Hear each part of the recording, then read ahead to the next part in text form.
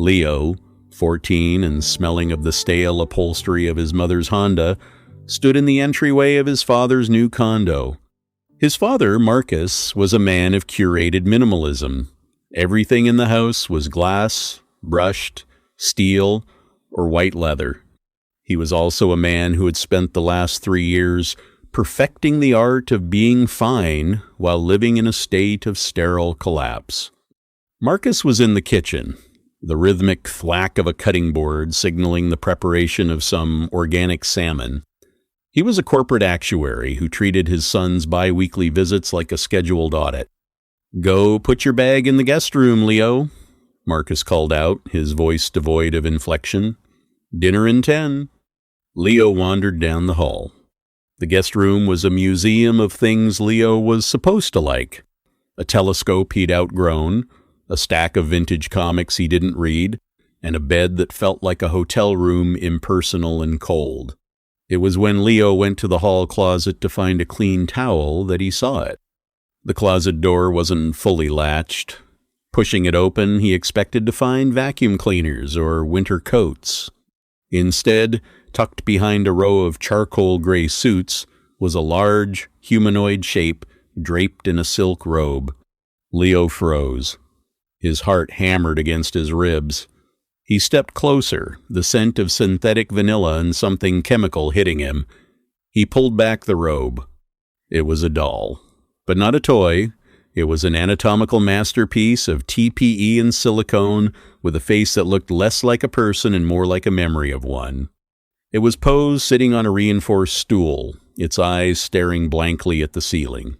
Leo had spent the last year navigating the terrifying, jagged landscape of puberty in a house where his mother spoke about boundaries and emotional maturity.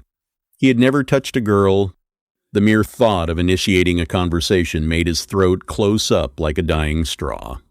He looked at the doll. It didn't have a voice to judge him. It didn't have a father to disappoint. He felt a sudden frantic heat rise in his chest. The silence of the house felt oppressive, and the doll felt like the only thing in the world that wouldn't ask him for anything. He stripped quickly, his breath coming in shallow gasps, the terror of being caught fighting with a desperate, starving curiosity. He didn't do it with grace. It was clumsy and frantic, a collision of awkward limbs and synthetic skin that felt too warm and too cold all at once. He felt a surge of power, the power of a secret, and then, as the climax hit, a sudden crushing wave of emptiness. He was fucking a piece of plastic in a closet while his father cooked salmon in the next room. As he dressed, he heard the floorboards creak. He spun around. Marcus was standing in the doorway. He wasn't screaming, he wasn't disgusted. He was just leaning against the doorframe, looking at the doll, then at Leo. "The pump is in the bottom drawer if you need to refill the lubricant," Marcus said quietly. The silence returned, heavier than before. Leo felt the blood drain from his face. I didn't."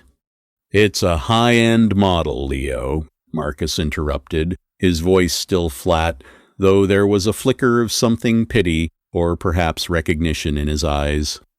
"The realism is the selling point. I bought it because the silence in this house was becoming deafening. I thought it would help the nights feel less like a countdown." Marcus stepped closer, not to scold, but to carefully pull the silk robe back over the doll's shoulders, smoothing the fabric with a tenderness he hadn't shown Leo in years. "Don't feel guilty," Marcus said, turning to lead him back toward the kitchen. "We're just two men in a house made of glass trying to figure out how to touch something without it breaking." Dinner was salmon and steamed asparagus. They didn't mention the closet again, but for the first time in 3 years they sat in the silence together, and neither of them tried to fill it.